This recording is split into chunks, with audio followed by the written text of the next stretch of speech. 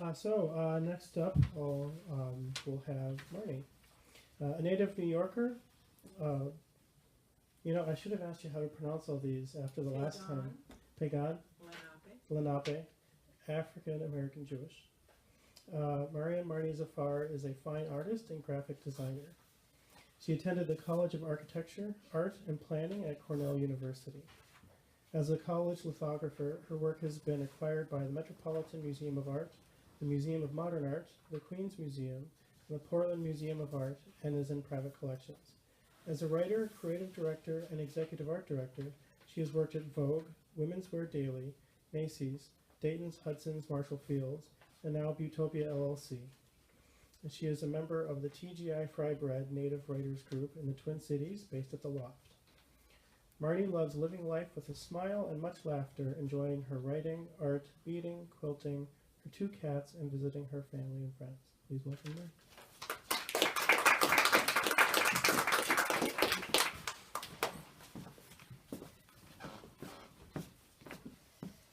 Okay, hello. Well, I still get nervous reading.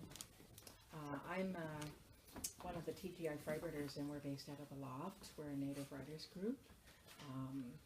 And so this was my first published poem, and I was basically put up to even submit to the St. Paul Almanac, because after being an artist for so many years, even though I've been doing poetry, everyone was like, well, you got to do it, you got to do it. So I will read, but first I want to dedicate this to my dear friend's mother, who is traveling along the path right now as I speak.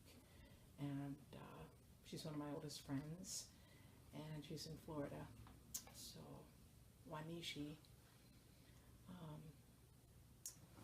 and may the journey be good. So, this was written for a very good friend of mine, Janine Standy Bear. I usually go to the Makato powwow, so the name of it is Powwow. The steady drum beat, the high trilling voices, the whipping of the people. Bow wow! The soft stomping of moccasins upon the earth, matching the shuffle and swish of regalia. Laughter springs up quickly and spills everywhere, with the smells of fry bread. Tacos. Pow wow! The precise layer of clothing with every feather placed so that all is presented the right, good way. Greetings and chin nods say it all to friends, neighbors, even those who are up and coming. Pow wow! The shimmer of sun, the whistle of breezes together pair for a perfect, blessed long day into night. Ho-wah! Gotta get to the 49, or maybe see if I can visit a bit longer before it all ends so beautifully. This past couple weeks, Hyde Erdish, who is a native poet, she's also the sister of Louise, she held a women's group for Native writers at All My Relations, which is on East Franklin. And I realized I had put these in inadvertently, and they were some poems that were in response to several new pieces that are from paintings and other pieces that are at the new exhibit at Fertile Ground.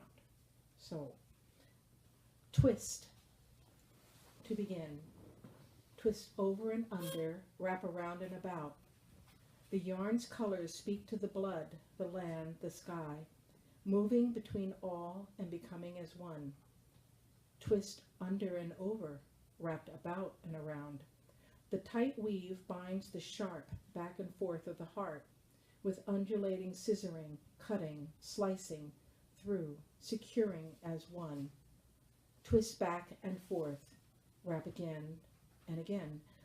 The strands tell the story, and the stories of now, then, and why, as they all twist together as one, and then end.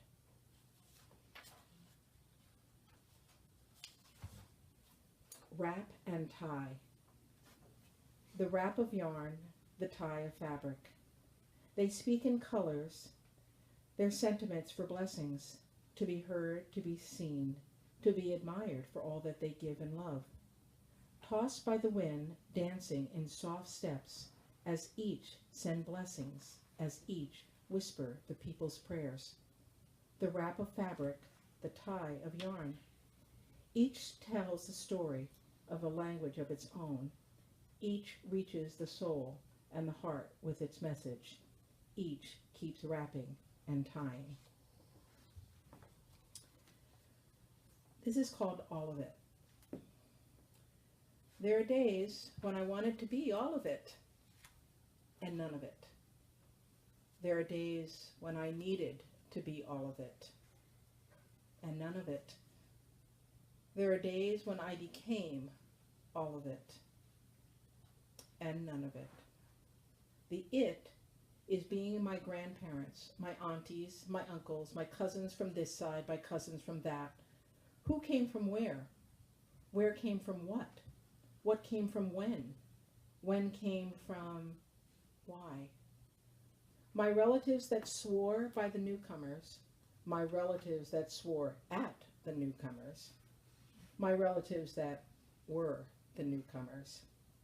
I guess I am all of it, yet none of it. I am just.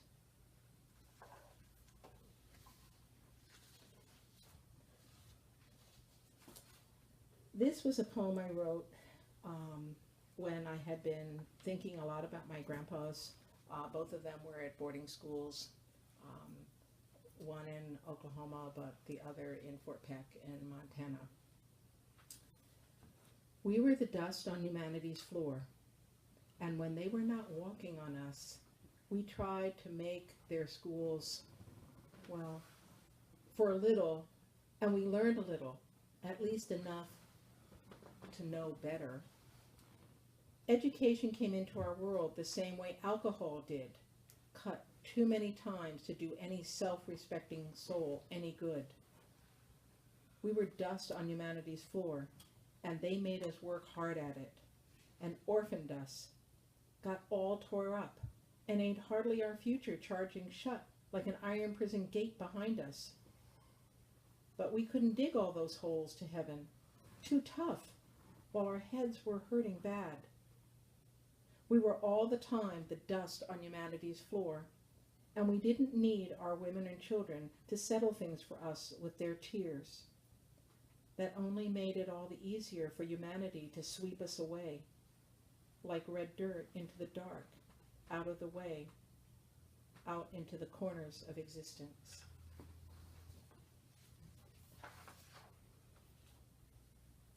This I wrote for my girlfriend's godson, and sometimes the struggles that come from not seeming you can ever get there. Some say that to swim life fully, one needs to do so in the faintest of light, one that will circle and ring around your soul. I'm not sure. Some say that to swim life's currents, you need to surround yourself with the light that rings the languid pools and rich deep earth. I am not sure. Some say that to look for the light, you need to keep going in the sweet, soft motion of the everlasting ring of life, taking a long swim of your dreams. I am not sure. What I am sure of, that the very act of plunging in head first is the only way for one to get into the swim totally. That is what I know.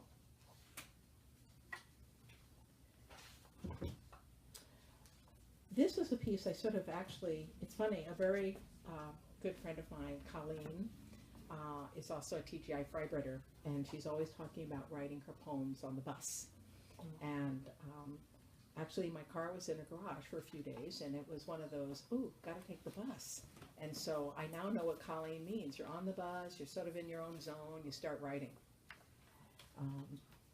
And it really came up from watching how people's reactions are when they get on the bus and how people look at each other. And of course, this happened a lot in New York City, but it's a more interesting, quiet conversation I see here. Bits and pieces. They only had to look on her, and they knew what she was. Maybe. They didn't have to hear her speak or say her name, for they were sure they knew all about her. They knew her origins, her beginnings, her nature, her talk, her look, who she really was. They would always tag her with a prefix or suffix till finally she became something else. Bits and pieces, neither one or another, a part here, a part there, and not quite. Sometimes someone would offer a hand or a smile, or something like it, to make her feel a part of. All she had to do was look deep, as the signs were written all over in so many not-so-blind ways, that she was different. She was something else. Bits and pieces, neither one or another, a part here, a part there, yet not quite. The labels we wear, the labels we acquire, seem far more important than the truth it seem far more elusive than the truth that is. Yet truth has nothing to do with anything anymore, as just any label will fit. Be anything, be everything. It's what one appears to be, how one appears to act that matters. To her, but not them. And I'm going to read one more.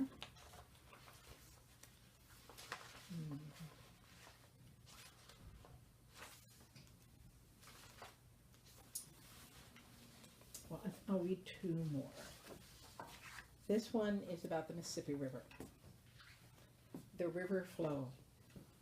It glides by, lapping the shoreline, embracing the twists and turns, kissing the edges breathlessly as it reaches further, always further. Its crystalline water scent hangs crisp in the quickening of the day's break. Its clear, alive rhythm murmurs song-like, cooling, caressing the morning's breath. It glides by, looping with shallow fingers, grasping the very beginnings, feeling the rocking back and forth as its knowing soul reflects, always remembering the river flow. And then this last one, another grandpa poem. My grandpa always said, carry it with you. I would never lose it if I held it close, dear, forever in me. When I was little, I wondered how he could have survived the pain of losing home. So away, so distant from everything he knew, in a place that was not home in any which way or other. So far from the love, so far from the family, so far from the land, so far from the spirit. My grandpa would smile so slightly, braid and stroke my hair, gently telling our stories. When I was small, I would dance wildly with intent, following his shadow as he made a circle in the grasses. So close, so comforting, his backward look to me let me know that I was present in knowing who I was, always. Never far from the love, never far from the family, never far from the land, never far from the spirit. My grandpa kept his word, our words, close, allowing the power of home to rest deeply in my heart, my soul. When I return in memory to my grandpa, I smile so slightly as my thoughts drift always back to that place inside. So soothing, so comforting, his being there keeps me centered, rested, assured that my life, our people's lives, are never truly far from home. Thank you, Uliwe.